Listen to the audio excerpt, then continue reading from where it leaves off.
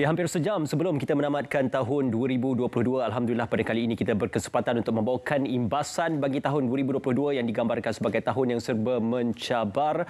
InsyaAllah kita bawakan dari segi kerangka dan juga elemen-elemen yang penting dalam bukan saja kita melihat perjalanan 2022 tetapi apakah antara jangkaan untuk 2023 naratif khas pada malam ini. Ya, saya Syed Munawar dan teman setugas Is akan bersama tetamu yang akan kami bawa masuk seketika nanti. Turut juga akan membuat lintas langsung bersama teman-teman yang berada di lapangan memberikan tinjauan perkembangan mutakhir. Moodnya apa ni Is? Mood ini untuk 1 jam ini apa dia? Moodnya kita bersiaran 2 tahun. Okey. Tadi sebelum kita bersiaran sempat penerbit Syahril mengusik kata kita nampak muda malam ni. Dalam pukul 12 tadi dia jadi tua. Dia anti-aging orang kata. Anti-aging ya. Jadi apapun ini adalah merupakan satu kesempatannya untuk kita memberikan introspeksi, melihat ke belakang dan ianya bertujuan untuk kita menyusun langkah ke hadapan. Kerana dengan kita menyadari hakikat selama setahun ini, kita akan beroleh sedikit hikmah untuk melihat apa juga insiden yang berlaku, apa insiden yang paling menambat, yang melekat di memori. Saya kira perubahan kerajaan ni. Ya, 2015 dan juga mungkin ditangguhkan untuk belanjawan 2023. Juga kita juga sebenarnya di kesempatan ini, malam ini kita mengucapkan salam takziah dan juga mendoakan yang terbaik bagi ahli keluarga mangsa yang terlibat dalam situasi banjir yang berlaku di beberapa buah negeri dan juga situasi tragedi di Batang Kali tempoh hari.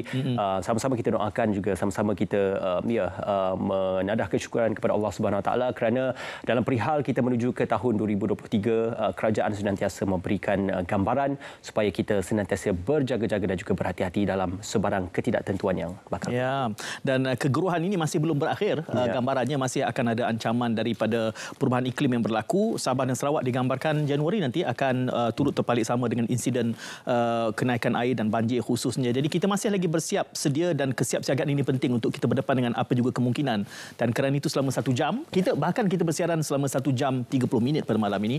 Untuk 1 jam ini kita memberikan refleksi kepada apa yang telah pun berlangsung selama 1 tahun yang lalu, bagi kita bersiap sedia setengah jam selepas itu meneropong dan melihat pula ke hadapan apakah realiti dan cabaran kemungkinannya. Is menggambarkan tadi tentang kesedihan, pastinya yang patahkan tumbuh, yang hilangkan berganti dan bagus, baik untuk kita merenung dan melihat terdapat tokoh-tokoh sebilangan mereka yang menjadi teman-teman kita yang telah mendahului kita kembali ke rahmatullah dan pulang untuk menemui pencipta. Jadi kita mengucapkan belasungkawa kepada tokoh-tokoh seniman ini dan juga teman-teman seperjuangan di bidang media yang telah mendahului kita kembali ke rahmatullah. Setiap pemergian itu sudah pasti akan menginsafi diri kita yang masih hidup dan juga masih meneruskan kehidupan. Segala wajah yang dipaparkan pada malam ini juga adalah mungkin menjadi sumber inspirasi kepada beberapa dan juga sebahagian daripada kita. Ini di peringkat tempatan kita mengucapkan salam takziah kepada mereka yang telah pun pergi menemui ilahi dan juga kepada ahli keluarga mereka yang telah pun meninggalkan kita. Seterusnya di peringkat antarabangsa juga sudah pasti nama-nama dan juga tokoh-tokoh besar yang memberikan impak kepada mungkin bukan saja landscape politik, landscape pentadbiran tetapi bagaimana perubahan yang kita lalui di peringkat antarabangsa. Nama-nama besar antaranya bekas pemimpin utama dunia dan juga pemimpin-pemimpin yang sedang bertahta ataupun yang sedang berkhidmat. Jadi ini satu kehilangan besar buat negara-negara yang terlibat dalam pemergian nama-nama besar tersebut. Pelbagai bidang kita lihat kesukanan, Pele baru saja antara yang mutakhir sekali pergi meninggalkan kita dan tokoh agamawan yang telah menjadi suluhan kepada umat sejak sekian lama. Almarhum Yusuf Al-Qardawi juga telah kembali. Jadi ini satu kehilangan, namun pentingnya kita memulakan langkah ke hadapan ini dengan belasungkawa adalah supaya kita menginsafi hakikat rapuhnya hakikat kehidupan kita ini, bagi kita merencanakan secara lebih jujur, secara lebih committed untuk memanfaatkan apa juga baki masa yang diperuntukkan, yang dipinjamkan kepada kita. Ya, menginsafi apa yang berlaku sepanjang tahun 2022 dan yang terkini pada bulan Disember 2022, Yang Amat Berhormat Perdana Menteri mengambil keputusan mengumumkan untuk sebarang sambutan di peringkat kebangsaan besar-besaran untuk tahun baru 2023 tidak akan diadakan tetapi digantikan dengan Majlis Munajat Ambang Tahun Baru yang mana menyaksikan ucapan dan juga pertutusan oleh Yang Amat Berhormat Perdana Menteri ke-10 Datuk Seri Anwar Ibrahim disampaikan di Masjid Putrajaya. Kita nak terus saja bersama dengan Hafiz Dolson untuk imbasan apa yang berlaku pada kira-kira 8.30 malam tadi yang bermula untuk majlis munajat oleh Yang Amat Berhormat Perdana Menteri Datuk Seri Anwar Ibrahim. Baik, alhamdulillah cuaca juga memberi kerjasama dan juga cuaca sangat baik pada petang ini. Cuaca yang mendung berlangsung bermula jam seperti saya maklumkan, saya sudah berada di sini sejak jam 3 petang tadi. Hanya sedikit hujan renyai ketika waktu asar dan juga pastinya yang akan menjadi tumpuan kita, dan saya pasti semua sudah pun mendengar, dan kini kita akan bawakan kepada anda apakah amanat-amanat penting yang disampaikan oleh Yang Amat Berhormat Perdana Menteri yang ke-10 Datuk Seri Anwar Ibrahim. Saksikan. Saya tidak akan bertolak ansur dengan segala kecuaian yang telah merobohkan dan merusakkan negara kita selama ini. Saya mohon kerjasama kerana saya tahu sejumlah besar penjawat awam dan badan penguatkuasaan mengerti dan faham. Tetapi kelompok kecil ini mesti dihapuskan. Mudah-mudahan ada keinsafan untuk melakukan perubahan. Jika tidak, tindakan tegas dan keras harus diambil. Negara ini kita tahu adalah negara pelbagai kaum dan pelbagai agama. Islam tegak sebagai agama persekutuan. Maka saya tidak perlu mohon maaf untuk berbicara suatu mesej kepada negara dari masjid. Itu boleh diterima. Tapi mesejnya itu adalah kepada orang Islam dan juga bukan Islam. Bahawa kita mahu ada peningkatan kefahaman agama bukan sahaja di kalangan orang Islam dan juga bukan Islam. Jika tidak, bibit-bibit Islamofobia yang tertanam dari zaman penjajah itu mungkin mempengaruhi dan mengelirukan kita. Tetapi harus kita bedakan dengan usaha untuk sama ada meremehkan agama satu pihak, atau di satu pihak menjadi agama itu bukan bahan dakwah membawa kasih sayang dan bil hikmah wal mauzatil hasanah wajadilhum billati hiya ahsan, bukan ke arah kebaikan lagi, tetapi permusuhan mereka. Saya sebut hal ini pada malam ini untuk mengingatkan bahawa tugas ini adalah tugas bersama. Ini bukan soal politik kepartian. Ini tugas umat dan rakyat Malaysia. Kalau mau kita jamin negara ini selamat dan terangkat martabat dan harakatnya, maka kita harus ada tekad yang jelas. Hentikan amalan ini, dan bila mana nyata fakta pemunggahan kekayaan begitu besar,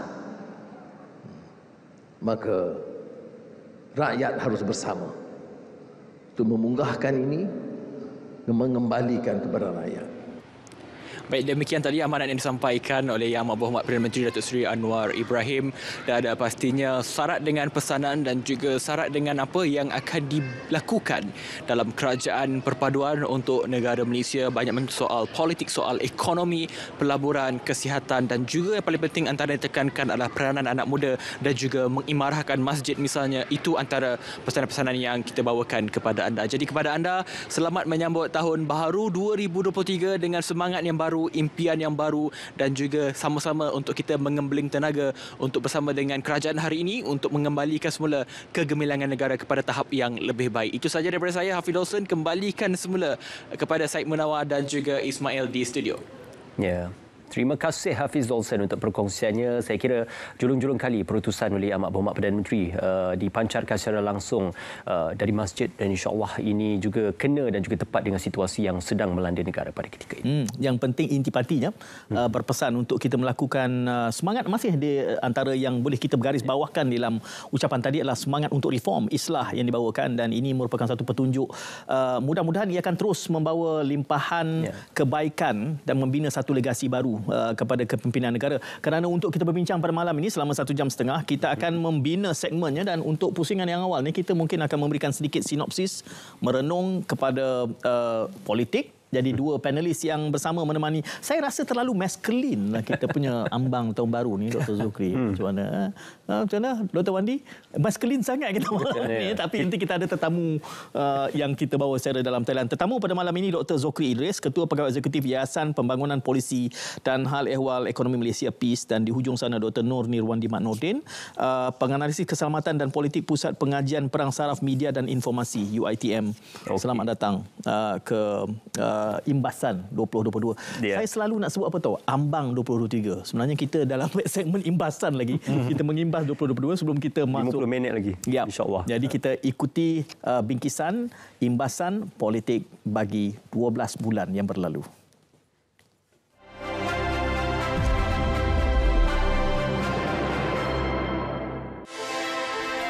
Dewan Negeri Johor dibubarkan pada 22 Januari selepas diperkenan Sultan Johor, Sultan Ibrahim, Sultan Iskandar.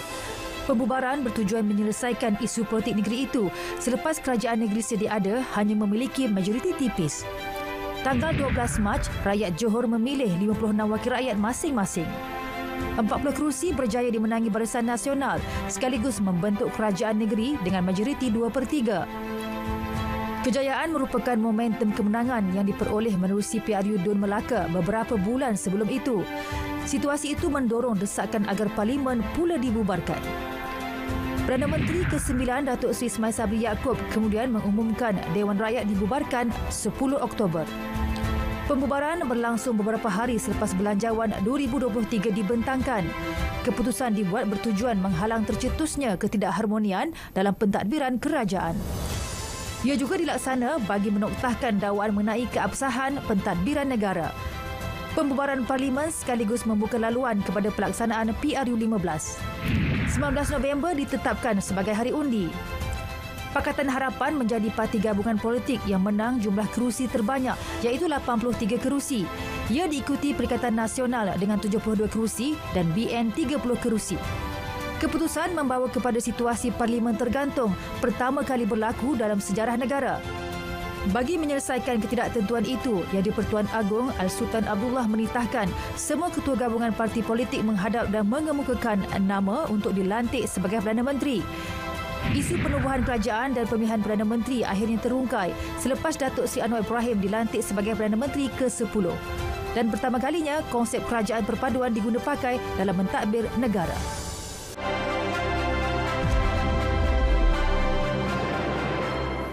Okey, kita mulakan terlebih dahulu dengan imbasan dalam aspek politik seperti mana yang telah pun diberi keseluruhan oleh Syed seketika tadi. Ya, sebenarnya boleh kita gambarkan Syed unprecedented dalam landscape politik tanah air, kerana kalau kita ikutkan kepada pasca PRU ke-15 ya Dr. Niwandi, keputusan itu mengambil masa untuk menentukan siapakah yang amat berhormat Perdana Menteri. Tan Sri Muhyiddin Yassin mengatakan ada namanya, Datuk Seri Anwar Ibrahim juga mengatakan ada namanya. Dalam perihal ini juga kita melihat pembubaran Parlimen itu kalau amalan kebiasaan disekalikan dengan pembubaran Dewan Undangan Negeri. Jadi kali ini mungkin 2023 juga kita akan bekerja keras untuk 6 negeri yang akan berlangsung. Jadi pasca politik untuk PRU 15 ini adalah amat unik bagi tahun 2022. Betul. Saya rasa satu benda yang kita kena cukup teruji adalah apabila ramai bersengkang mata kan. Nasib baik terlibat bersengkang mata kan yang terlibat dalam isu pilihan raya umum ke-15. Bagaimana keputusan itu mengambil masa yang agak lama untuk diberitahu dan dimaklumkan. Apabila diberitahu tidak ada mana-mana perikatan atau parti yang memenuhi satu majoriti yang cukup besar. Sama ada daripada Pakatan Harapan, Perikatan Nasional maupun daripada Barisan Nasional. Jadi ini membawa kepada satu keunikan. Tapi kita bernasib baik dalam isu kita menghadapi pilihan raya ini, kita punya satu punca kuasa yang cukup kuat, iaitu Yang di-Pertuan Agong. Di mana dengan hemah baginda Tuanku, menjunjung kasih baginda Tuanku, kita telah berjaya menyelesaikan permasalahan ini. Dan menjadi satu perkara aspirasi baru yang membawa kepada wujudnya kerajaan perpaduan pada hari ini. Dan ini bukan perkara baru yang kita akan terus ingat sebagai satu sejarah, dan ia juga telah melandasikan Perdana Menteri Malaysia yang ke-10. Cukup satu tangan dan pada 2022 di Sdn. Ini benda-benda yang mengujakan yang telah berlaku dalam aspek politik negara, bermula daripada Pilihan Raya Negeri Melaka, Johor dan akhirnya pembubaran pada Dewan Rakyat dan menumbuhkan satu kerajaan perpaduan. Yang kata perkara pertama yang berada dalam negara kita, yang pertama konteks pertama kali berlaku dan akan diingati oleh rakyat Malaysia. Salah satu yang ke masa yang agak panjang selepas ini. Ya, Dr. Zokri, 2022 ini memulakan satu jajaran politik baru yang akan membawa kita kepada alignment yang baru dalam politik kita. Kalau kita lihat dari segi sejarah politik negara, pilihan raya yang telah diadakan daripada pilihan raya pertama 1955 sehinggalah ke pilihan raya yang ke-13, kerajaan kukuh mendapat majoriti yang mudah dan hasilnya itu juga mudah untuk membentuk kerajaan, tidak perlu bersengkang mata seperti apa yang Dr. Nirwan dicakapkan. Namun begitu, kita ada satu norma baru. COVID-19 juga melahirkan norma baru dalam sistem politik ekonomi di Malaysia ini, di mana majoriti mudah itu bukan lagi satu amalan kelaziman ataupun bukan lagi satu jangkaan mudah dalam kita menghadapi pilihan raya, dan itu mendatangkan implikasi-implikasi yang lain, implikasi perlembagaan, perundangan dan sebagainya. Namun di situ juga ia akan memperlihatkan kepada kita kematangan demokrasi itu, bagaimana peranan yang akan dimainkan oleh agensi yang lain, khususnya institusi yang di Pertuan Agong dan sebagainya. Jadi ini adalah satu amalan kelaziman yang harus dibiasakan, di mana politik di Malaysia ini saya menjangkakan tidak akan stabil. Dia akan menjadi beberapa kitaran yang kurang stabil kerana tidak ada satu gagasan ataupun gabungan yang boleh memperolehi majoriti yang selesa dalam pilihan raya yang berikutnya. Jadi persoalan yang akan dibincangkan, apakah mitigasi yang perlu dilakukan, apakah campur tangan pihak-pihak yang lain untuk kita bersama-sama membentuk kerajaan. Jadi saya rasa itulah COVID-19 ni juga melahirkan satu norma baru dalam sistem politik negara, di mana kita amat sukar untuk mencapai majoriti yang mudah seperti tahun-tahun ataupun dekad yang sebelumnya. Saya mungkin nak menyentuh persoalan tentang stabil ataupun tidak, kerana sokongan undi percaya kepada Datuk Seri Anwar Ibrahim diperjelaskan dan juga absahkan melalui sidang Parlimen tempoh hari. Ini kita nak bawakan sedikit imbasan Parlimen dan juga mungkin antara beberapa usul dan juga rang undang-undang yang diluluskan sepanjang tahun 2022.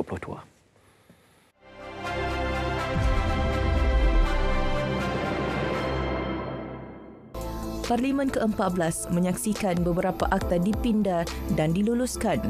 Rang Undang-Undang RUU Perlembagaan Pindaan 2022 mengenai isu Perjanjian Malaysia 1963 MA 63 yang diluluskan tahun lalu berkuat kuasa secara rasmi pada 11 Februari 2022. Pada 20 Julai 2022 pula, Rang Undang-Undang RUU Anti Gangguan Seksual yang dirangka sejak lebih 10 tahun lalu telah diluluskan. Manakala pada 26 Ogos lepas pula, bekas Menteri Sumber Manusia mengumumkan penangguhan penguatkuasaan pindaan Akta Kerja 1955 kepada 1 Januari 2023. Akta itu sepatutnya berkuat kuasa pada 1 September lepas. Dewan Rakyat turut mencatat sejarah apabila Rang Undang-Undang Perlembagaan Pindaan Nombor 3 2022 Akta A1663 berkaitan larangan ahli parlimen bertukar parti diluluskan dengan sokongan majoriti lebih 2/3 pada 28 Julai 2022. Akta A1663 mendapat perkenan yang di-Pertuan Agong pada 31 Ogos dan diwartakan pada 6 September. Parlimen turut menyaksikan pada 7 Oktober 2022 apabila Menteri Kewangan pada masa itu, Tengku Datuk Seri Zafrul Abdul Aziz, memperuntukkan sebanyak 372.3 bilion ringgit bagi bajet 2023. Bagaimanapun, pada 10 Oktober, Parlimen kemudiannya dibubarkan sebelum Belanjawan 2023 itu dibahas dan diluluskan. Akhirnya, keputusan PRU15 pada 19 November lalu telah menyaksikan tiadanya gabungan parti politik yang memperoleh majoriti mudah 112 kerusi untuk membentuk kerajaan. Lantas ia mengakibatkan berlakunya parlimen tergantung sekaligus menjadikan tumpuan seterusnya terarah kepada institusi beraja. Kemerut ini turut melibatkan pihak Raja-Raja Melayu yang cuba menyelesaikannya dan akhirnya pada 24 November 2022 yang di-Pertuan Agong Al-Sultan Abdullah Riayatuddin Al-Mustafa Bilal Shah berkenan melantik Datuk Seri Anwar Ibrahim sebagai Perdana Menteri ke-10 selepas mendengar pandangan pihak terlibat berdasarkan Perlembagaan Negara. 19 Disember 2022, Datuk Seri Anwar Ibrahim mengetuai majlis mengangkat sumpah ahli-ahli parlimen di Dewan Rakyat diikuti oleh dua timbalan Perdana Menteri, Datuk Seri Dr. Ahmad Zahid Hamidi dan Datuk Seri Fadila Yusof. Mesyuarat pertama Penggal Pertama Parlimen ke-15 itu turut menyaksikan timbalan pengerusi Pakatan Harapan Kedah, Datuk Johari Abdul, dilantik sebagai Yang di-Pertua Dewan Rakyat. Pada hari sama, Ahli Parlimen Cameron Highlands, Datuk Ramli Mat Nor dan Ahli Parlimen Lanang, Alice Lau dipilih sebagai timbalan Yang di-Pertua Dewan Rakyat yang dicapai melalui undi bersurat dalam kalangan Ahli Parlimen. Pada sebelah petang, Dewan Rakyat turut meluluskan usul undi percaya kepada keabsahan Perdana Menteri Datuk Seri Anwar Ibrahim melalui undi suara majoriti. Usul undi percaya itu dibahaskan 13 ahli parlimen dengan dimulakan oleh Ketua Pembangkang Datuk Seri Hamzah Zainuddin. Hari kedua mesyuarat pertama Penggal Pertama Parlimen ke-15 di Dewan Rakyat menyaksikan bajet mini 2023 dan rang undang-undang RUU kumpulan wang disatukan perbelanjaan masuk akaun 2022 yang dibentangkan Datuk Seri Anwar Ibrahim diluluskan. Keesokannya, Dewan Negara turut meluluskan rang undang-undang tersebut.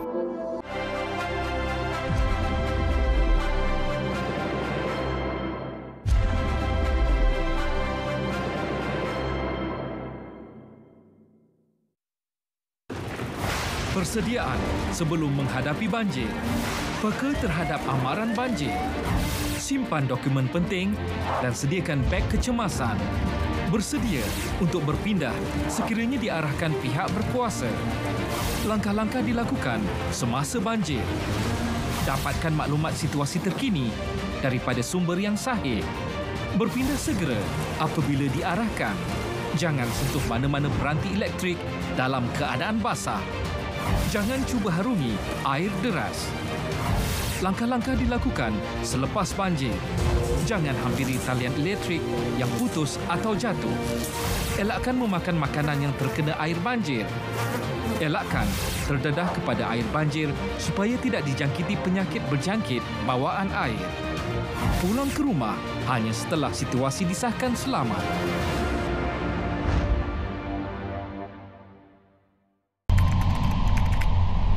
Hentikan penyebaran kandungan berbau hasutan. Dekati kedamaian, pupuk persefahaman dan jauhi perbalahan. Bersama-sama kita memupuk semangat perpaduan. Hindari sebarang tindakan yang boleh mencetuskan provokasi kaum.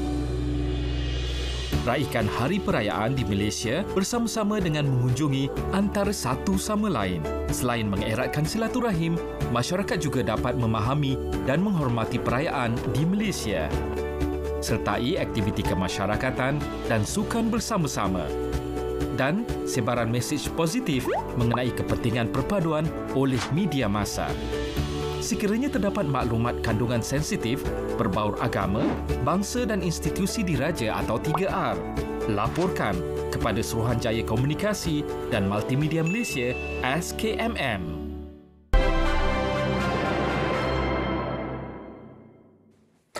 Okey, kita bersua kembali. Kalau tadi kita menyaksikan sedikit imbasan rang undang-undang yang telah pun diluluskan sepanjang tahun 2022, impaknya itu amat major dalam menentukan bukan saja di bidang politik tetapi juga dari segi isu-isu komuniti dan juga masyarakat. InsyaAllah kita juga akan membawakan telahan ini. Kalau tadi disebutkan oleh Dr. Zokri adalah berkenaan keabsahan tersebut.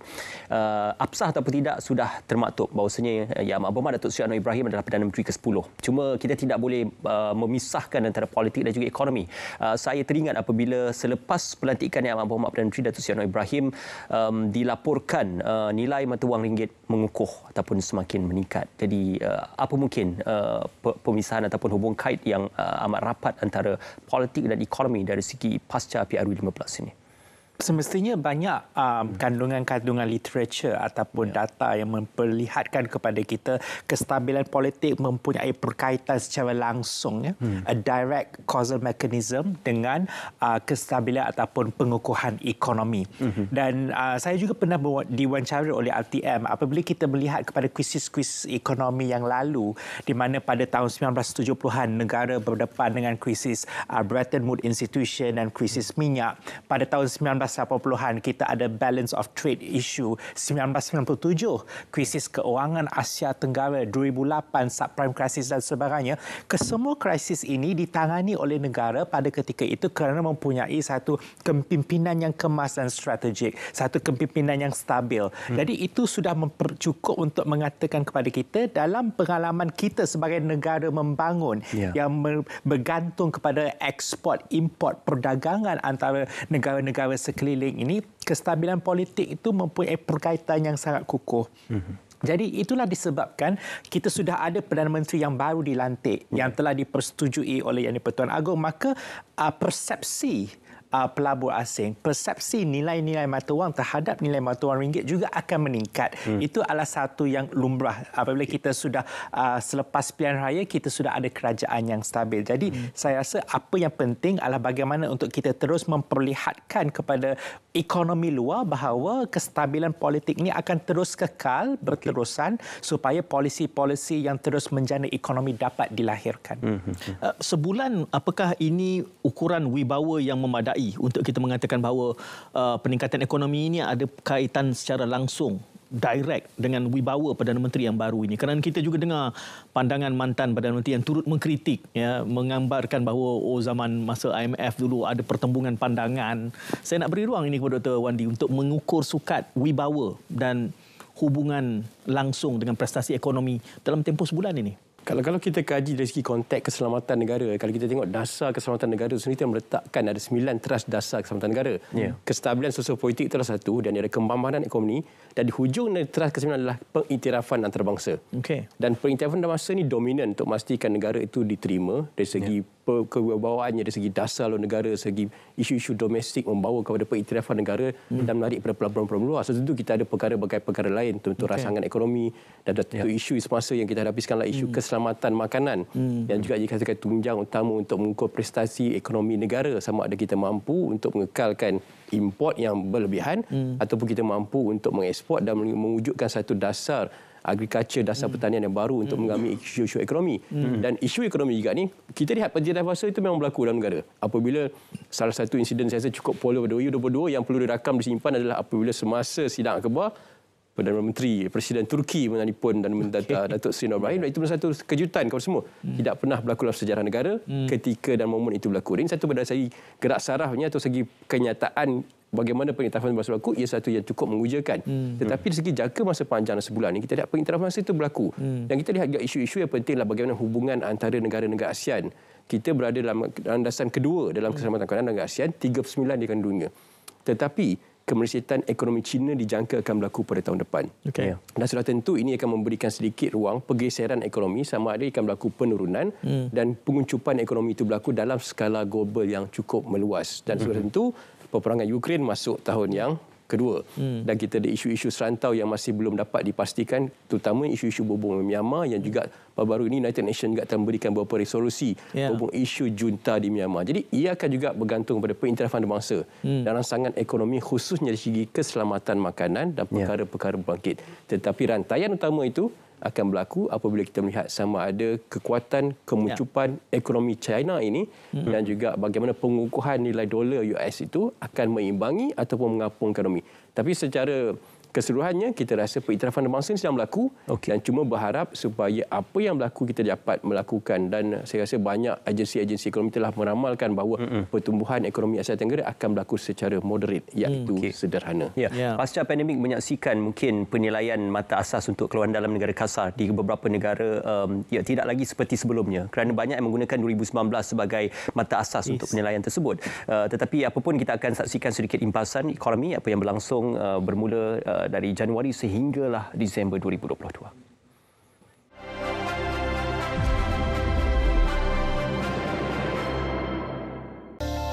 Pada 3 bulan pertama, KDNK Malaysia tumbuh 5%, didorong permintaan domestik yang meningkat susulan kelonggaran SOP COVID-19. Pencapaian baik itu kekal pada suku kedua, menyaksikan KDNK berkembang 8.9%, mengatasi prestasi beberapa negara serantau dan global. Ia dipacu pembukaan semula sempadan negara dan aktiviti ekonomi sepenuhnya mulai 1 April. Impak positifnya, KDNK berkembang 14.2% pada suku ketiga. Pertumbuhan dalam tempoh berkenaan merupakan yang terpantas di ASEAN. Ekspor negara turut bertambah. Dari Januari hingga November lalu, jumlahnya meningkat 27.2% kepada 1.42 trilion ringgit berbanding tempoh sama tahun lepas. Ini menjadikan jumlah perdagangan keseluruhan mencecah 2.61 trilion ringgit. Malaysia juga berjaya mengekalkan statusnya sebagai destinasi pilihan utama pelabur. Untuk 9 bulan pertama, pelaburan diluluskan berjumlah 193.7 bilion ringgit. Pelaburan langsung asing kekal penyumbang utama dengan nilai 130.7 bilion ringgit. Sementara pelaburan langsung domestik menyumbang 63 bilion ringgit. Pemulihan pasaran buruh yang berterusan berjaya mengurangkan kadar pengangguran negara ke paras terendah iaitu 3.6% setakat Oktober. Kadar inflasi negara juga terkawal pada kadar 4% setakat bulan 10. Ia antara lain didorong pemberian subsidi hampir 80 bilion ringgit, salah satu langkah pengawalan harga bagi meringankan beban rakyat. Tumpuan turut terarah kepada kenaikan kadar dasar semalaman OPR. Nilai ringgit terkesan susulan langkah berterusan Bank Pusat Amerika Syarikat meningkatkan kadar faedah secara agresif bagi mendepani inflasi. Di peringkat domestik, kenaikan OPR bertujuan mengimbangi risiko inflasi dalam persekitaran ekonomi negara yang terus berkembang. Ia mengakibatkan OPR dinaikkan 25 mata asas kepada 2%. Pertama kali sejak Bank Negara Malaysia mengekalkan OPR pada nilai 1.75% mulai 7 Julai 2020. OPR turut dinaikkan 25 mata asas pada Julai, September dan November, menjadikan nilai terkini OPR 2.75%.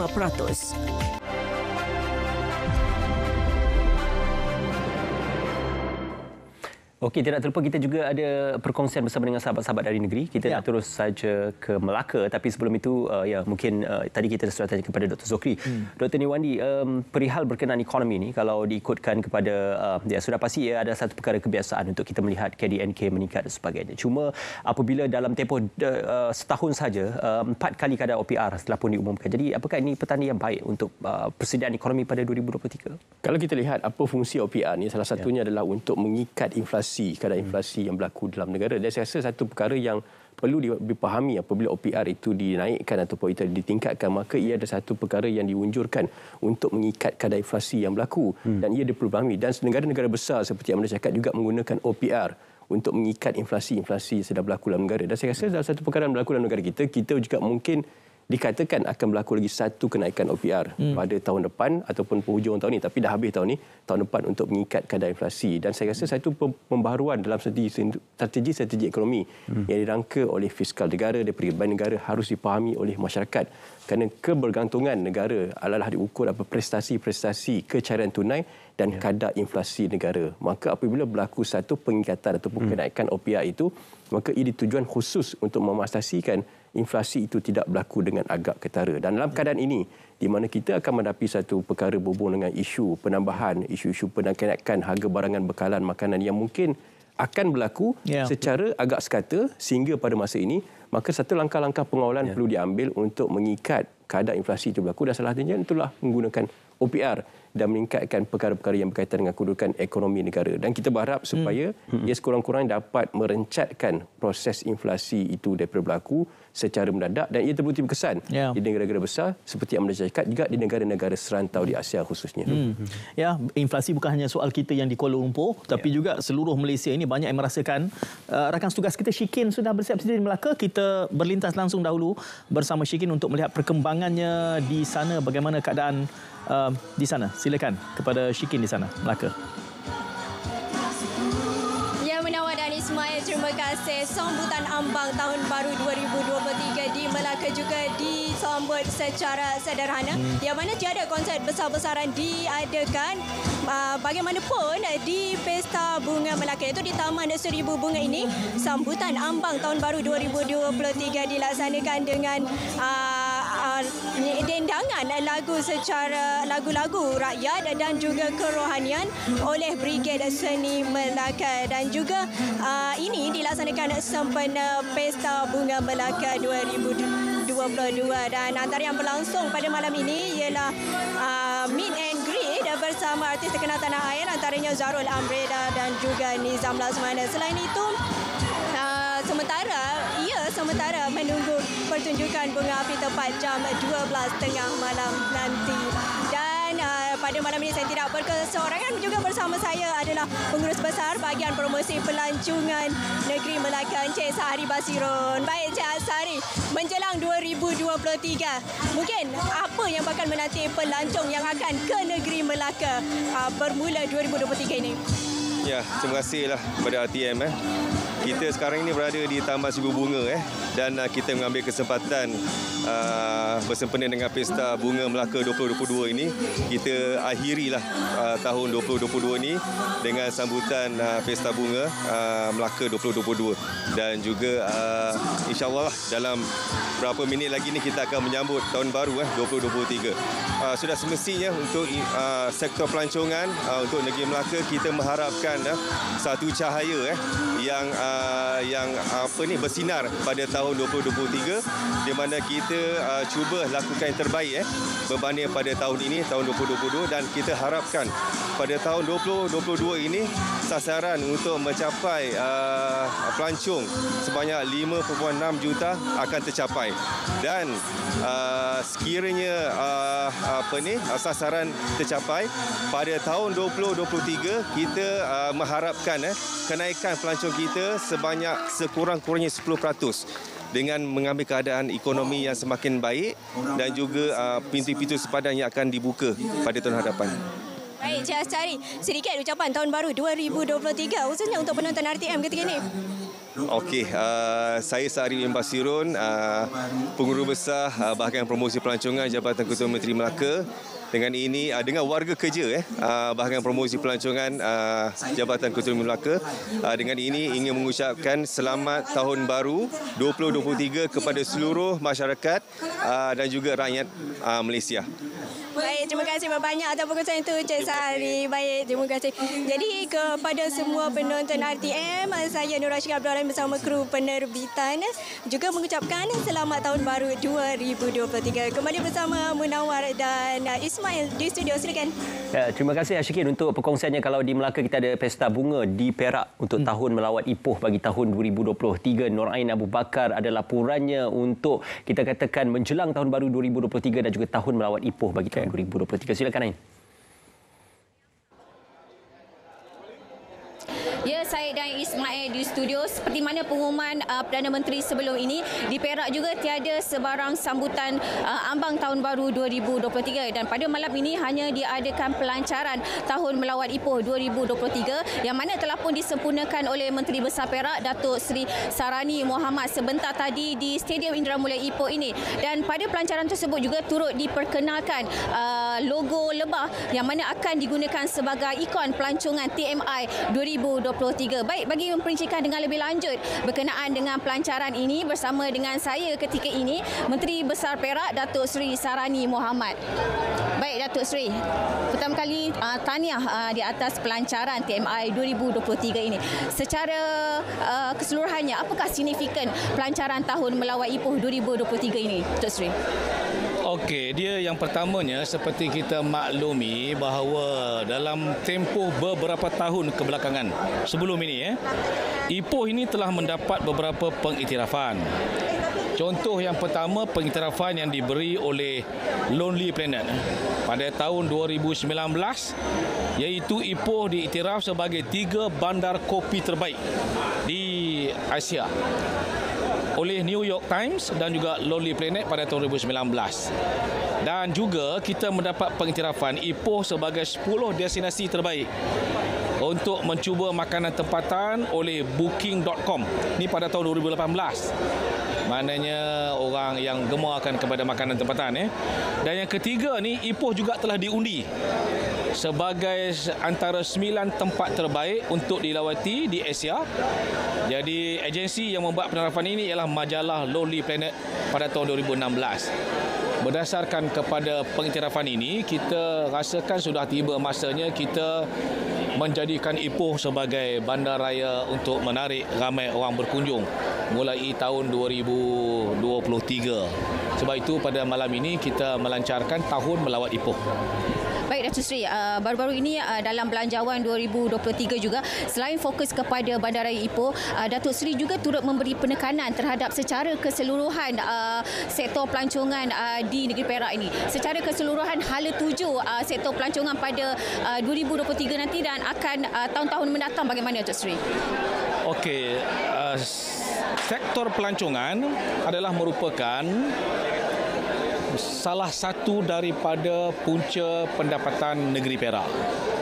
Sebelum COVID-19, kita tahu bahawa Perak terdapat beberapa destinasi pelancongan yang menarik. Selain daripada Pulau Pangkor, kita ada Royal Bloom, kita ada Lenggong, UNESCO, kita ada bermacam-macam lah, ada lebih daripada 10 yang merupakan destinasi pelancongan. Dan sebelum COVID-19, kita dapati ramai pemain-pemain industri pelancongan yang mengaut keuntungan, dan sebagai pada keuntungan dia melimpah juga kepada pendapatan negeri.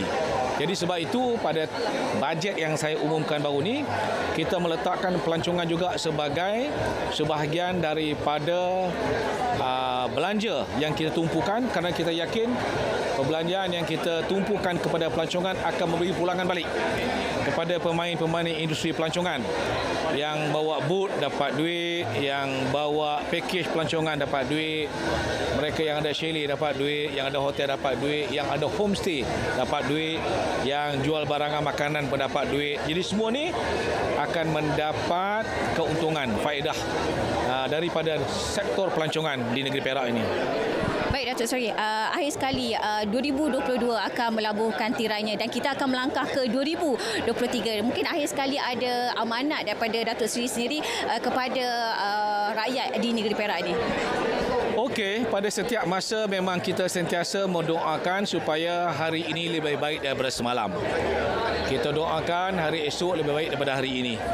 Hari ini hari yang terakhir kita pada tahun 2022. Semua kita telah melalui pengalaman gembira, pengalaman duka, pengalaman suka, pahit maung, derita, gembira, bahagia, bermacam-macam, bermacam warna-warni pada tahun 2022. Jadi kita harap pada tahun 2023 kita menggunakan segala pengalaman yang kita lalui pada tahun 2022 sebagai pengajaran. Yang baik kita jadikan teladan, yang tak baik jadikan sepadan. Berusaha lebih kuat, berusaha lebih keras, kerana kita akan berhadapan dengan cabaran yang lebih besar pada setiap tahun yang mendatang. Baik, terima kasih Datuk Seri.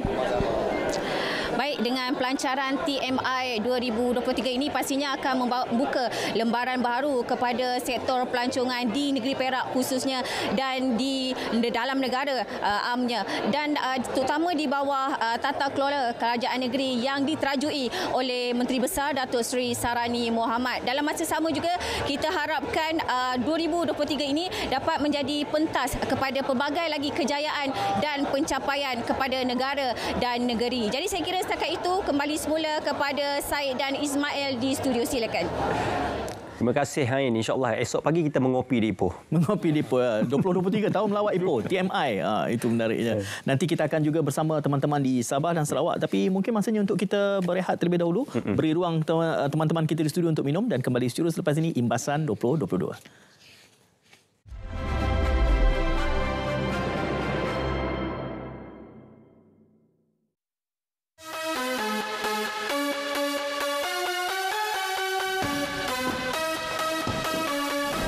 Salam sejahtera dan salam perpaduan. Memasuki tahun 2023, sesuatu yang mencabar bagi negara dan rakyat. Pemulihan ekonomi, kos sara hidup dan sektor pekerjaan menjadi keutamaan kerajaan perpaduan. Saya, Siva Kumar, anak lelaki Wardra Junaidu, beriltizam akan memberi fokus utama kepada menyelesaikan isu berkaitan sumber manusia dan pekerjaan pada tahun 2023. Sehubung itu, saya mengucapkan selamat Tahun Baru 2023 kepada seluruh rakyat Malaysia. Marilah kita bersama-sama menjaga keharmonian kaum dan perpaduan semua. Harapan saya, semoga Malaysia terus maju, makmur dan sejahtera.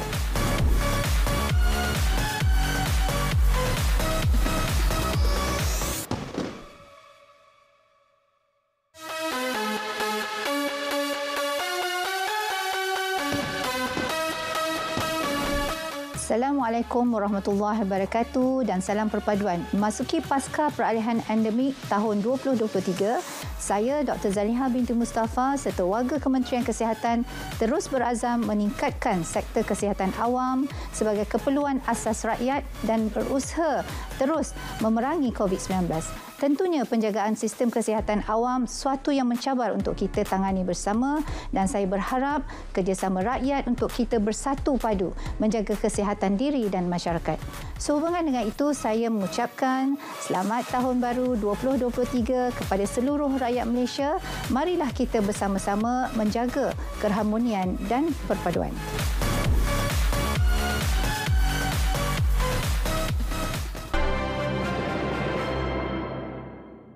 Ya, seperti yang dijanjikan, kita juga akan bersama dengan sahabat kita di Sarawak untuk membawakan perkembangan dari Stadium Perpaduan Petrajaya Kuching. Firdaus Arashi ada laporannya untuk membawakan bagaimanakah situasi untuk kira detik bagi tahun 2023 di Kuching, Sarawak. Silakan Firdaus. Terima kasih Munawar dan Ismail di angka sebelah. Baik, kita berlintas langsung dari Stadium Perpaduan Kuching untuk perayaan sambutan Tahun Baru 2023. Baik, untuk tamburan sambutan kali ini, kita akan mengadakan sambutan bertemakan Let's Celebrate Together, iaitu turut dihiburkan dengan persembahan artis popular tanah air, iaitu Dato' Awi, Dato' Aisyah serta artis tempatan Sarawak, antaranya kumpulan The Crew. Dan kemuncak pada program 12 tengah malam ini merupakan persembahan bunga api yang boleh disaksikan para pengunjung dari dataran perayaan di Petrajaya Kuching. Baik, untuk mengulas lanjut mengenai perayaan tahun 2022 dan 2023, kita akan berlangsung bersama dengan Menteri Pelancongan Industri Kreatif dan Seni Persembahan, Datuk Seri Abdul Karim Rahman Hamzah. Assalamualaikum, Datuk. Assalamualaikum warahmatullahi wabarakatuh. Datuk, 2023 merupakan tahun pembuka sempadan dan pembuka kembali, menghidupkan kembali sektor pelancongan di Sarawak. Bagaimana kalau kita imbaskan kembali 2022 itu? Tahun 2022 pada peringkat awalnya memang kita masih lagi dalam suasana pandemik, tapi 1 hari bulan 4 ataupun 1 hari bulan April 2022 sempadan dibuka, dan kita dapat melihat perubahan yang amat mendadak sekali kerana jumlah pengunjung-pengunjung yang masuk ke negeri Sarawak telah melonjak tinggi. Target kita untuk tahun ini sebenarnya 1.2 juta pelancong, tapi sehingga bulan November kita sudah menjangkau 1.6 juta dan tamat bulan 12 ini tidak kurang daripada 1.8 juta pengunjung daripada luar dijangka masuk ke negeri Sarawak, sudah masuk ke negeri Sarawak, dan ini adalah menunjukkan bahawa industri pelancongan sudah kembali, dan kita dapat lihat juga dengan Museum Budaya kita, Museum Budaya yang kita rasmikan pada 4 hari bulan Mac dan kita buka kepada orang ramai pada 9 hari bulan Mac tahun ini, tahun 2022. Sehingga bulan 12 ini, awal bulan 12 sudah jumlah yang pengunjung yang pergi ke museum tersebut adalah lebih kurang 540,000 orang pengunjung. Kita sendiri pun terkejut juga melihat jumlah-jumlah seperti ini, dan saya percaya ini menunjukkan bahawa we are back. Kita kembali kepada sedia kala. Saya amat teruja sekali melihat keadaan seperti ini dan amat rasa gembira kerana industri pelancongan sudah kembali seperti biasa.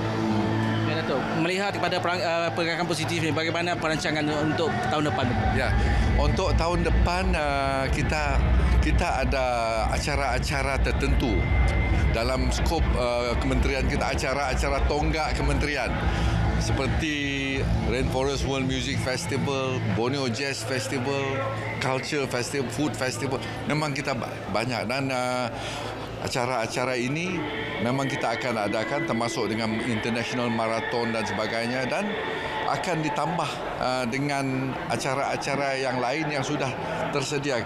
Saya difahamkan bahawa tidak kurang daripada 200 event akan diadakan untuk tahun 2023. Ya. Baik Datuk, jangka berapa minit saja lagi untuk melangkah ke tahun baru, mungkin ada ucapan yang boleh disampaikan? Ya.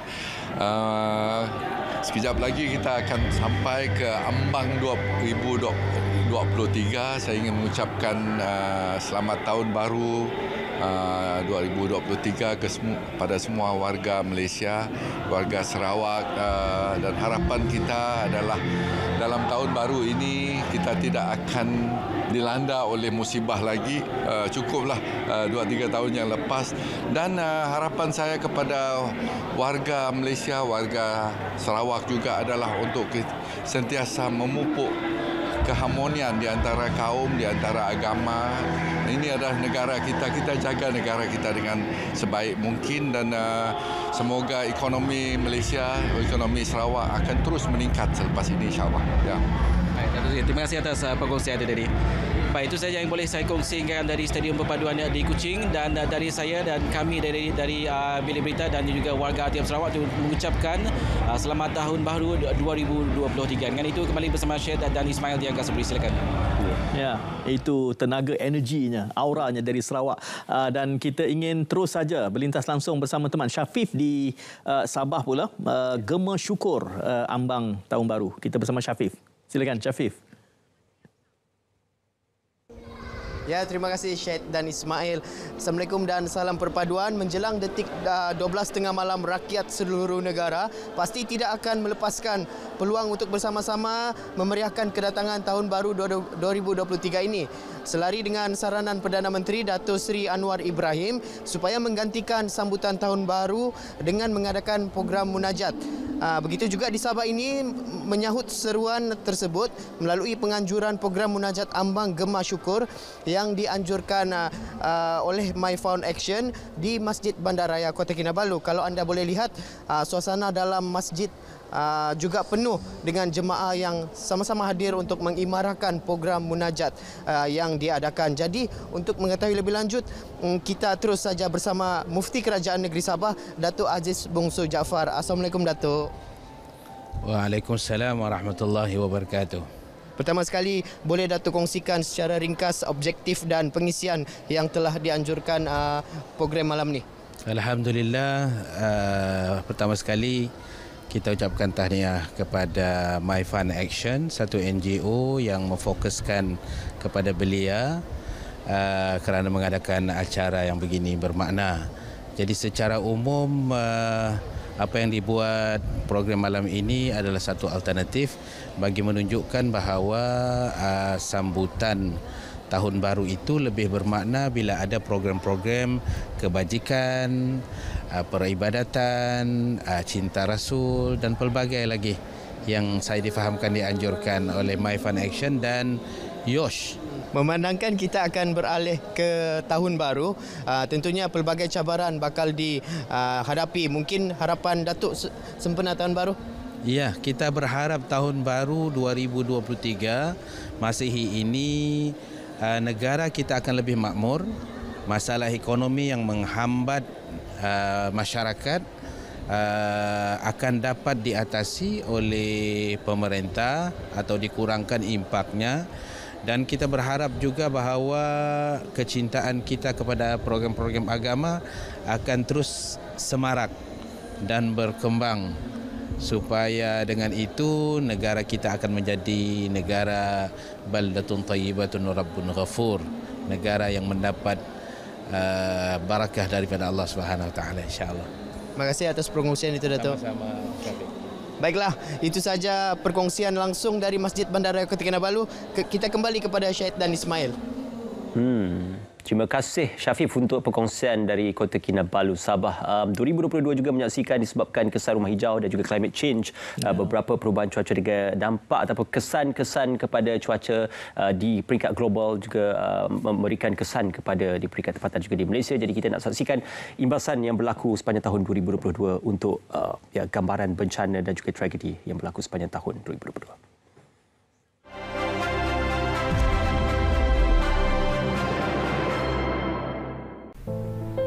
Baru saja pulih daripada banjir, negeri Pahang dilanda gelombang kedua pada hari kedua tahun 2022 yang melibatkan 6 daerah iaitu Raub, Lipis, Jerantut, Maran, Bera dan Rompin.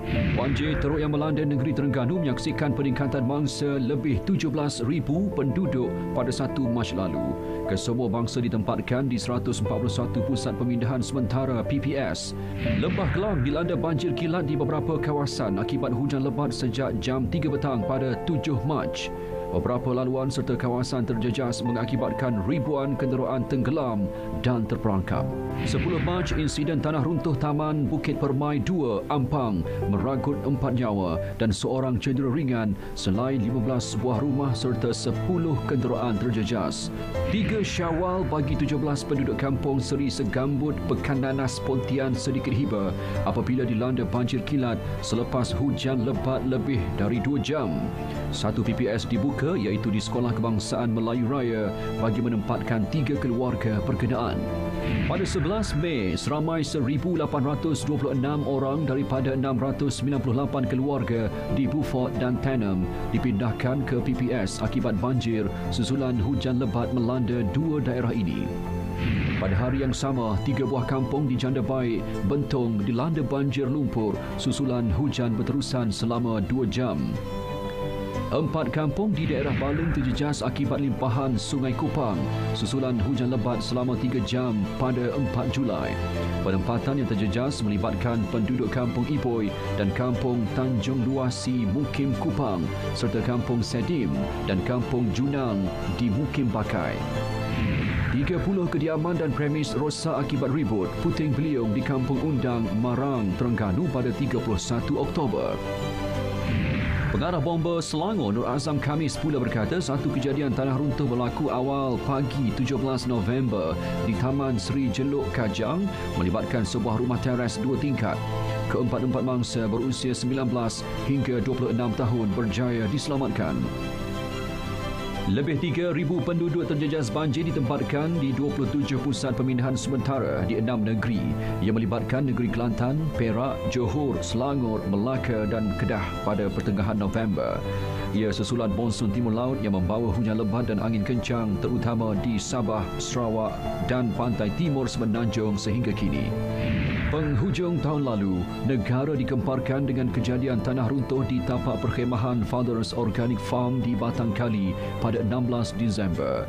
Tragedi pada kira-kira jam 2.30 pagi itu membabitkan 92 mangsa dengan 61 daripadanya terselamat manakala 31 lagi terkorban selepas berlaku runtuhan tanah hingga menimbus kawasan perkhemahan.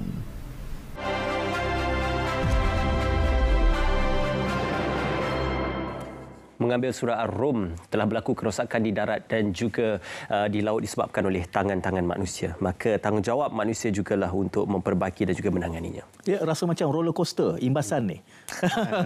Seronok, belasungkawa, meriah sambutan daripada negeri ke negeri. Di hujungnya sebelum menjelang minit-minit terakhir. Ini berapa minit? 1 minit lagi sebelum kita membuat tempoh kira detik. Kegeruhan ini dijangka doktor ingat ya insiden ini? Ya. Dijangkakan akan semakin menggeruh, semakin buruk pada yang akan datang.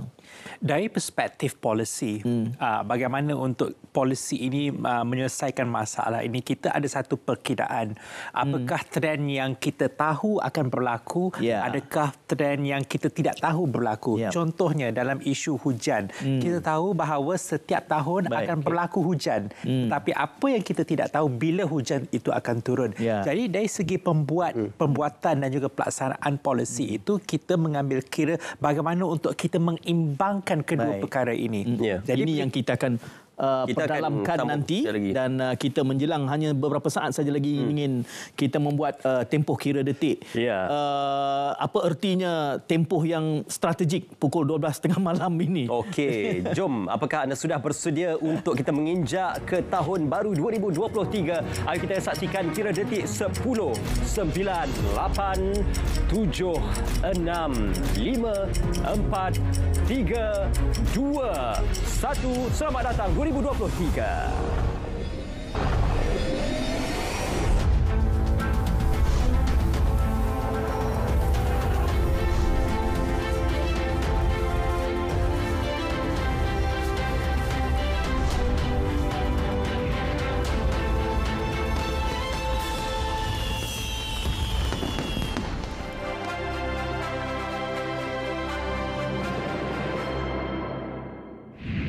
Mudah-mudahan tahun Masihi 2023 ini akan menyaksikan suatu perubahan yang baik, walaupun saya tidak boleh nafikan kegetiran baik dari segi kesihatan dan juga ekonomi akan terus menggugat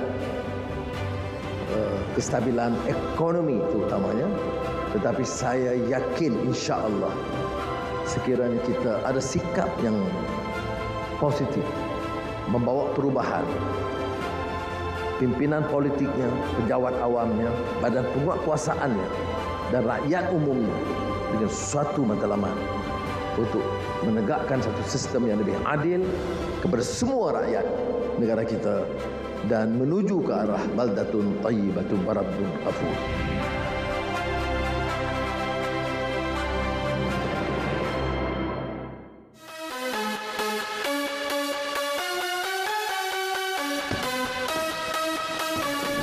Assalamualaikum warahmatullahi wabarakatuh. Salam sejahtera, salam perpaduan. Saya Fahmi Fadil, Menteri Komunikasi dan Digital, merangkap Ahli Parlimen Lembah Pantai. Sempena tahun baru 2023 ini, saya doakan semua agar sentiasa sihat walafiat, dilindungi dan semoga tahun baru ini memberikan kita semangat yang baru untuk mencari rezeki yang baru dan semoga kita dapat bersatu padu mengetepikan segala perbezaan yang mungkin pernah kita saksikan sebelum ini kerana inilah satu-satunya negara kita. Marilah kita berusaha untuk bersama-sama menjaganya untuk generasi yang akan datang, untuk mereka yang akan datang selepas kita. Ini negara kita, ini masa depan kita. Marilah kita jaganya dengan baik, insya-Allah. Jadi kepada semua, saya doakan selamat, sihat walafiat, selamat menyambut tahun baru 2023. Ya, satu lagi usia kita bertambah, diharapkan 2023 akan mematangkan kita sebagai komuniti dan juga... Dua tahun kita bersiaran. Tahniah kerana penerbit saya kata bertambah usia setahun lagi. Begitulah kita bertahun. Itulah dia. Saya teringat T.S. Eliot, seorang penulis yang prolific, menyatakan, and to make an end is to make a beginning. Makanya ada pengakhirannya, ada permulaannya. Tetapi ini boleh diteruskan kerana kita melihatkan recession 2023 akan berlaku dan ini amat membimbangkan. Apakah kita sudah bersedia, Dr. Zukri? Nak kata bersedia atau tidak itu ia satu yang subjektif. Kita selalunya akan bersedia. Cumanya saya tertarik untuk membawa ke aspek belanjawan nasional 2023 seperti yang diumumkan oleh mantan Menteri Keuangan yang lalu. Bagaimana tema belanjawan nasional itu harus bersifat reformis, bertanggungjawab dan responsif. Kerana ia mengambil kira apakah yang akan berlaku pada tahun 2023 nanti. Justru apa yang saya boleh katakan sekarang, kita boleh jadikan belanjawan yang telah dibentangkan pada pemerintahan yang lalu sebagai baseline, sebagai satu kertas dasar untuk kita merangka bajet yang lebih baik untuk dibentangkan pada bulan Mac akan datang. Mengambil kira faktor luaran, faktor-faktor yang masih belum selesai, peperangan Ukraine-Rusia, GVC yang masih belum selesai di China, krisis tenaga dan ekonomi di Eropah, juga dalam faktor dalaman, kenaikan kos sara hidup, inflasi, kenaikan harga barang dan sebagainya. Jadi kita cuba gabungkan dan cari resepi terbaik Ya, kenaikan kes COVID yang mutakhir ini juga kita nanti-nantikan apa dampaknya, kegeruhannya akan bawa ke peringkat mana. Sebelum kita beralih terus bersama Dr. Wandi, kita ada juga teman-teman yang bertugas di lapangan yang melihat perubahan pola ini, kerana mereka ni adalah wartawan, merupakan ansang hirus, wirawan yang tidak didendang. Mimi bersama di talian pada waktu ini, Nur Syamimi Syahira Saripan. Mimi, Assalamualaikum. Waalaikumsalam. Hai Syed, hai Ismail. Selamat tahun baru. Tak tidur lagi ya? Belum lah, tunggu you all lah, tak tidur lagi. Betul, dia marah kata kita sidai. Ini rahsia Syamimi awet muda. Tidur lambat tu malam. Syamimi, bukan kita nak mengimbau kembali secara total apa yang berlaku 2022, tapi tugas anda sentiasa berada di lapangan, baik pelaporan apa yang berlaku di istana, pelaporan situasi politik, situasi bencana, tanah runtuh, banjir dan sebagainya. Untuk setahun 2022 dan juga 2023 yang akan menjelang, persiapan anda sendiri secara peribadi sebagai seorang wartawan lokasi bagaimana, Syamim? Secara peribadi kita pun masih menantikan apa antara mungkin kemungkinan kejadian-kejadian yang akan berlaku. Kalau terlihat pada 2022 ni kita berdepan dengan begitu banyak sekali orang kata tragedi ataupun konflik politik yang berlaku daripada awal tahun ke peralihan pandemik, kemudian kita beralih pula ke kemelut politik yang berlaku. Seterusnya kita ditimpa insiden tanah runtuh di Batang Kali dan bencana banjir. Itu adalah antara momen-momen yang sudah pasti akan memberi orang kata bukan tekanan tetapi terbentuk persediaan untuk kita menghadapi 2023. Dan pastinya saya rasa semua rakan-rakan media juga mengharapkan bahawa 2023 ini lebih tenang dan aman berbanding dengan apa yang kita alami pada tahun-tahun terdahululah. Tapi kita harapkan kesemuanya akan terus kekal sihat, kekal bersedia dengan sebarang kemungkinan yang akan berlaku di bawah terutama pentadbiran kerajaan perpaduan ini. Ismail, Syed. Ya, Ismail tadi sebut bahawa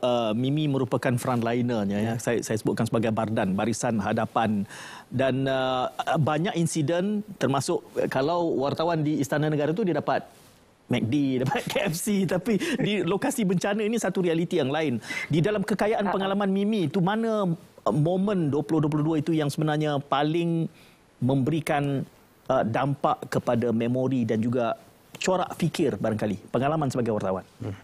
Kalau kita nak cakap pasal pengalaman yang memberi kesan tu sudah pastilah apabila terjadi yang melibatkan nyawa ni kan, dia memberi satu impak yang lebih besar kepada pengamal media sendiri. Sebab bila kita berdepan dengan berita-berita yang melibatkan nyawa ataupun kehilangan orang-orang yang tersayang tu, sudah pasti sebagai wartawan tu kita pun terkesan dengan apa yang berlaku. Dan especially bila perkara itu ad hoc, yang kalau kita kata esok assignment kita lain, tapi bila kita hari kejadian tiba-tiba kita diminta untuk pergi ke assignment lain, macam contoh kejadian di Batang Kali tempoh hari. So itu adalah satu-satu kata momen yang susah kita nak lupakan lah. Dan saya rasa cukup bukan nak kata bertuah lah sebenarnya dapat menjadi sebahagian daripada sejarah yang berlaku, kejadian-kejadian yang menimpa negara pada 2022 Mimi, tahun lalu. Soalan susulan saya, kerana tadi Dr. Zokri menyebutkan bahawa ada elemen yang boleh dijangkakan, tetapi bila berlaku insiden, ianya tidak memberikan kita waktu persiapan yang wajar untuk memberikan laporan yang berkualiti. Apa triknya? Bagaimana kita boleh bersedia sebagai wartawan untuk melaporkan elemen-elemen yang mengejutkan ini? Kelihatannya tadi berada di lapangan, melaporkan dari lapangan, bila waktunya menelaah dan mengkaji kandungan itu sebelum kita boleh melaporkan sesuatu yang benar dan tepat. Itulah kalau kita kata nak membezakan antara wartawan yang profesional dengan citizen journalism. Sebab kalau sebagai wartawan ni sudah pasti kita belajar dengan etika kewartawanan, kita ada persiapan yang kita lakukan, dan sepanjang perjalanan tu kita tak boleh buat selamba saja, tapi kita dah kena start research, call orang-orang yang berautoriti untuk kita dapatkan maklumat dan sebagainya. Macam kejadian yang berlaku di Batang Kali tempoh hari, kita terus dapatkan reaksi daripada anggota MUMA yang terlibat dan juga pegawai polis yang merupakan person in charge. So kat situlah kita kena pandai untuk bekerja secara ad hoc dan juga kena bijak membahagikan masa dan sebagainya. Sebab kalau kita tak boleh nak berada dalam situasi orang kata dalam keadaan stress, pressure begitu, sudah pasti susah untuk kita melakukan pelaporan yang betul, tepat dan sahih. Dan sudah pasti sebagai seorang wartawan juga kena sentiasa orang kata berfikiran kritikal lah. thing happen, kita dah boleh tahu macam mana cara untuk mengawal bukan saja emosi kita sendiri, tetapi keadaan kita nak mengawal situasi semasa. Sebab kalau kita tahu kita berada di kawasan-kawasan yang bukan untuk terbuka kepada awam, macam contoh di Istana Negara, di kawasan-kawasan bencana, macam mana kita nak mengawal, macam mana kita nak ada orang kata connection dengan mana-mana pihak untuk memberikan kita laluan ataupun ruang untuk kita menyampaikan maklumat dan juga dapat memasuki kawasan itu terus. Begitu. Ya, Syamimi, kalau Mohan Chinasamy dan Andy Reza Rohadian ada pengalaman memakai full PPE sewaktu pandemik COVID-19 masuk ke rumah mayat dan sebagainya, Mimi secara peribadi lah kan berapa kali dah basah dengan baju hujan ni? Kalau nak cerita pasal baju hujan ni, basah baju hujan dia, luar dalam semua basah. Tapi kalau kita nak cakap tentang pengalaman hujan dan panas tu semua, orang kata Allah bisa tegal biasa. Gitu. Tahniah Syamimi. Itu ponco tu bukan kalis air itu. Itu bukan waterproof, water resistant pun tidak. Kadang-kadang pengalamannya kalau tiba-tiba kita tengah crossover tu, dandanlah hujan pun nak turun. Nasib baik masa kejadian tu ada abang-abang polis tu tolong bagi saya baju hujan untuk kita berlindung daripada keadaan cuaca tu dan sebagainya. Okey Mimi, terima kasih. Selamat tahun baru. Dah boleh tidur ke masih menonton selepas ini? Saya nak bagi ucapan tahun baru. Okey, terima kasih. Apa pun yang berlaku, dia punya eyelashes tetap on point. Terima kasih kepada Naratif Khas Imbasan. Alright, terima kasih. Terima kasih Syamimi, tahniah untuk anda dan juga sahabat-sahabat pelapor yang lain. Okey. Jadi kita juga akan sudah pun imbasan untuk apa perkembangan antarabangsa insiden yang berlaku. Jadi kita ikuti imbasan ini.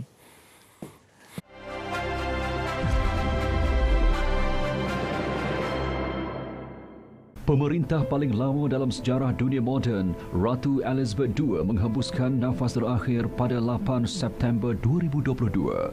Baginda mangkat pada usia 96 tahun di Istana Balmoral, Scotland. Rentetan itu, Raja Charles III secara rasmi ditabalkan sebagai Raja Baharu Britain oleh Majlis Pemasyuran dalam upacara penuh adat istiadat menyusuli kebangkatan bondanya Ratu Elizabeth II. Raja Charles turut mengumumkan bahawa putera William kini bergelar Putera Wales, manakala isterinya Kate Middleton pula Puteri Wales, gelaran yang pernah disandang ibu putera William, Puteri Diana yang meninggal dunia pada 1997.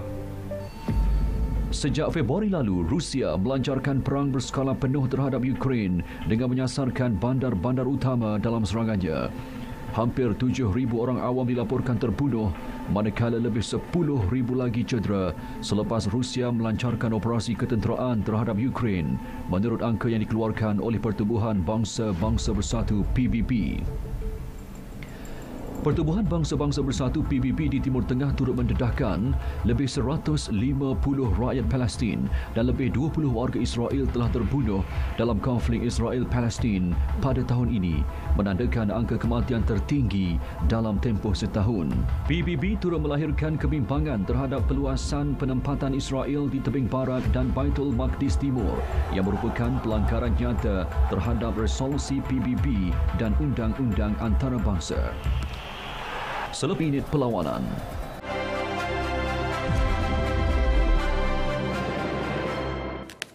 Seterusnya, 2022 juga menyaksikan acara-acara major sukan antarabangsa juga turut berlangsung walaupun pasca pandemik, tetapi penganjurannya masih berlangsung dengan cemerlang dan juga mungkin tuan rumah yang julung-julung kali masih lagi menganjurkan dengan cukup baik sekali penganjuran untuk sukan major dunia tersebut. Kita ada tetamu juga secara dalam talian, Datuk Pekan Ramli. Akan bersama dengan kita seketika nanti untuk memberikan imbasannya apakah insiden-insiden dan momen sukan sokong mana itu FIFA? Perancis. Okey. Doktor? Saya selalunya menyokong Korea. Okey, menarik itu. Pertama kali saya ada tetamu yang menyatakan menyokong Korea secara live di TV. Kita kena sokong Asia sebenarnya. Okey, Doktor. Sudah tentu saya menyokong Argentina. Itu strategi atuk saya bila saya tanya sokong mana, dia kata dia sokong yang menang. Dia ada penerangan gerak saraf dari belakang. Jadi kita ikuti imbasan sukan terlebih dahulu. Oh, Datuk sudah berada di talian. Okey, Datuk, Assalamualaikum. Waalaikumsalam. Datuk, saya belum nampak visualnya. Okey, Datuk, di mana ni? Oh, saya ada di Johor sekarang ni. Ada di Johor. Jadi sambutan selamat tahun baru, Datuk. Ya, sama-sama selamat tahun baru. Baru saya nampak bunga api merata di Bandar Johor Bahru ni. Oh ya. Oh, meriah rupanya sambutan di sana ya. Datuk, kita ingin imbas sukan dalam negara, luar negara. Datuk memerhatikan perkembangan. Kita ambil dalam negara dahulu. Ada sektor-sektornya, ada bahagiannya, ada sukannya yang kita cemerlang. Jadi mungkin dari kacamata Datuk, imbasannya untuk tahun yang lalu bagaimana? Baiklah, untuk tahun 2022 ni ada sukan-sukan yang kita katakan kita berjaya mencatatkan satu kita katakan pencapaian yang luar biasa lah. Terutamanya yang saya nak kongsikan adalah yang boleh kita banggakan adalah selepas lebih kurang 45 tahun akhirnya kita berjaya memenangi gelaran juara dunia dalam acara bergu lelaki menerusi Aaron dan juga Wuyik. Dan ini satu pencapaian yang sangat menarik lah. Kalau sejak 1977 tu kita menunggu bilakah kita akan dapat gelaran juara dunia. Negara-negara di Asia Tenggara dan juga di Asia ni dah banyak kali muncul juara dunia dalam sukan badminton. Kita mengharap Lee Chong Wei dan yang lain-lain. Tetapi akhirnya tahun 2022 ini selepas 45 tahun barulah akhirnya kita dapat melahirkan juara dunia dalam acara bergu lelaki lah. Tetapi kita masih menunggu seorang lagi yang dapat kita lihat sekarang ni, iaitu Li Zijia ni yang memang kita harapkan sebagai pengganti Lee Chong Wei untuk menebus kita katakan kita punya kehampaan ataupun menebus kehampaan Lee Chong Wei lah. Tidak dapat muncul juara dunia dalam acara badminton yang sama ada di Piala Dunia ini ataupun di Tamasya Sukan Olimpik. Datuk, mungkin kita juga persediaan kepada beberapa acara-acara major sama ada di peringkat Asia Tenggara ataupun di peringkat Asia berkenaan tentang sukan-sukan yang kebiasaannya kita peroleh pingat di acara-acara major ataupun di Olimpik seperti mana acara terjun, akuatik dan juga berbasikal. Apakah selain badminton, prestasi cemerlang dalam kejuaraan-kejuaraan dunia ditunjukkan oleh atlet-atlet dalam acara sukan tersebut juga membanggakan sepanjang 2022, Datuk? Ya, ini sebenarnya ada sedikit kerisauan kalau kita melihat kepada acara-acara sukan yang kita harapkan untuk kita menanti pingat emas pertama kita dalam Tamasya Sukan Olimpik. Di mana pada ketika ini kita melihat seolah sedang berlaku zaman kemerosotan, terutama kepada sukan renang dan begitu juga dalam sukan lumba basikal kita masih lagi mengharapkan atlet ataupun ahli sukan yang sama.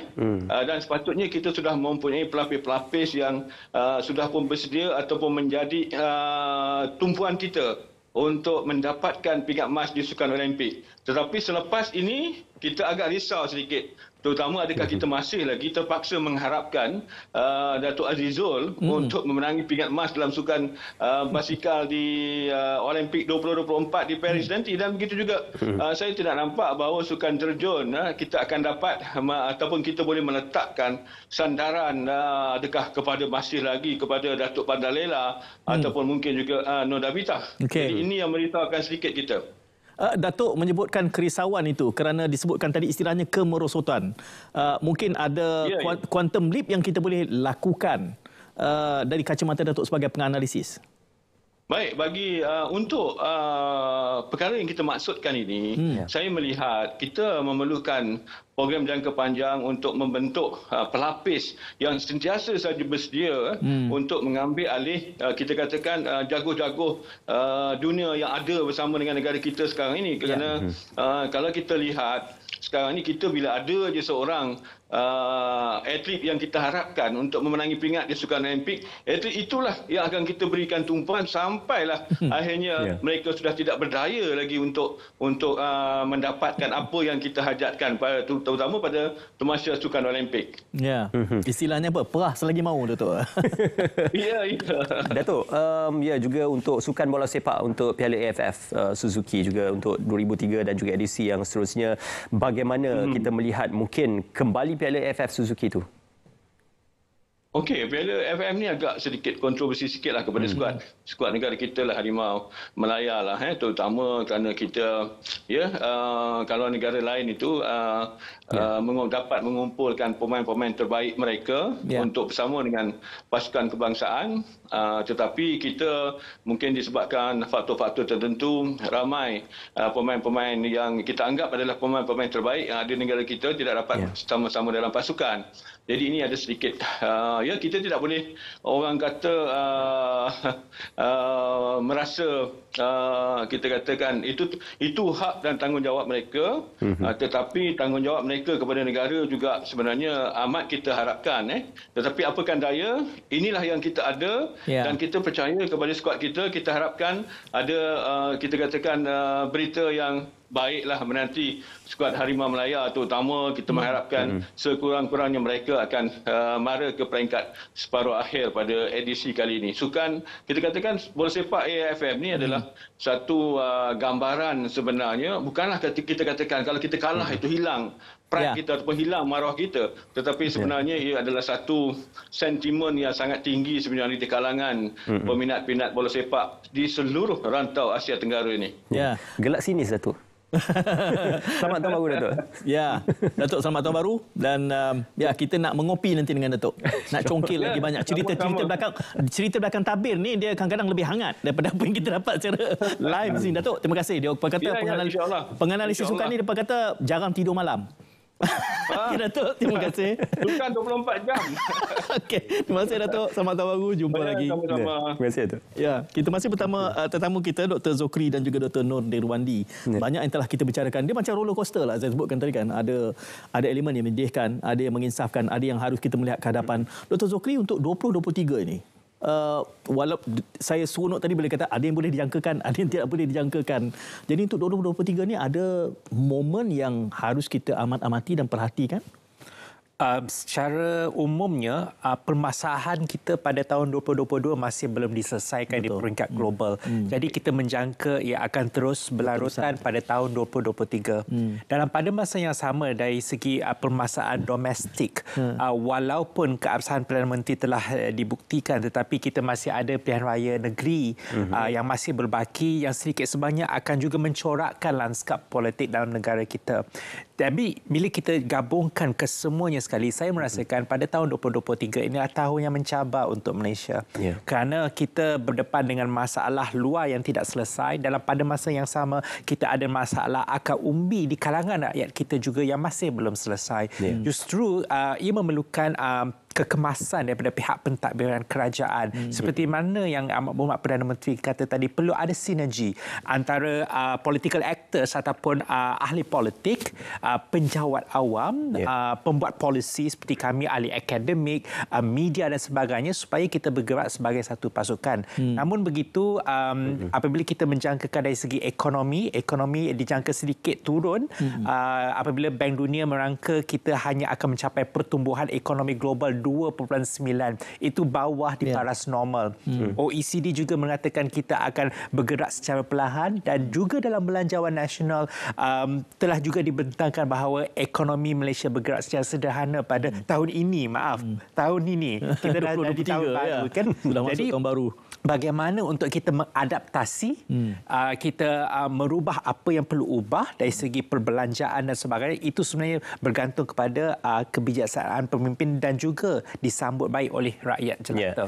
Dr. Niwandi, 1 Januari bermulalah ditangguhkan tempoh hari adalah Akta Kerja 1955, yang mana untuk pengurangan jumlah waktu bekerja dan sebagainya. Dari segi labor economicsnya itu ataupun kebajikan pekerja dan juga isu berkenaan pekerja ini amat penting, kerana kita melihatkan banyak isu-isu disuarakan pada tahun 2022 carry forward 2023. Jadi apa mungkin akan ada perubahan positif untuk industri pekerjaan ini 2023? Saya rasa apa yang perlu dilihat secara bersama kolektif adalah bagaimana hala tuju pergerakan. Kita cakap tentang isu pekerjaan, isu urus tadbir negara. Ia satu perkara yang satu pakej yang sempurna.